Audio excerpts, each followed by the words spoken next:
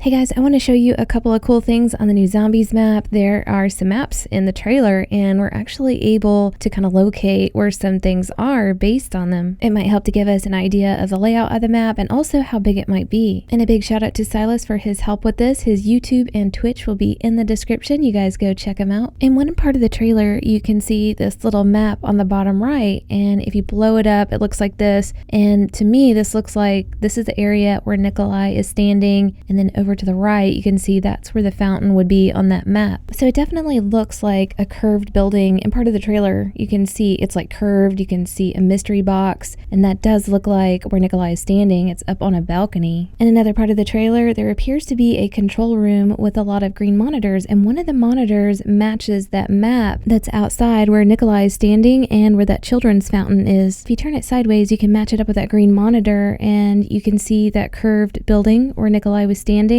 And to me that does look like where the fountain would be, and I think we can all agree that that is the spawn because there is a quick revive machine in the trailer right there. The green monitor definitely helps to extend the map out to the left, and the part that I have marked Dragon Ride in blue has a curved backside of the building, and it seems to match this part of the trailer where the players are on top of the dragon and the dragon is flying out and away from what appears to be the playable area. I honestly think this is the way that we're going to get to Pack-a-Punch, and on the green monitor you can see these dotted lines that would match this flight pattern for this dragon, and it looks like the dragon takes him to Pack-a-Punch, and then you've got dotted lines coming back. So is that an indication of the flight pattern back? And if so, then there's a couple of other spots that we could possibly be landing to get back into the map. There's one dotted line that stops between where the dragon ride is and the Pack-a-Punch, and I think that the playable area, like the main area, is over to the right. So is this little spot here going to be something we do have access to, or are we just going to stop there briefly, pick something up, do something as part of an Easter egg step, and then go back into the regular part of the map? Another thing I want to show you guys, and this is so cool, these are some scenes from a movie that was made about Stalingrad. It shows some of the same buildings and statues that we see inside of the game trailer. It shows this curved building right here with that balcony that has the mystery box. It also shows this big building with the columns, and it's got these two like lion statues in front of it, shows those, and then obviously it shows the children's statue. One thing I was curious about, because I was like, what is this? Just very strange structure in the trailer, and it's like this circular column looking gazebo. Apparently it's a part of what Stalingrad originally looked like. Here is some behind the scene footage of the movie that they made, and yeah, it's just showing how they made it and some of the special effects graphics. But right here you can start to see the town square, and there's that circular columned gazebo that you see in the trailer.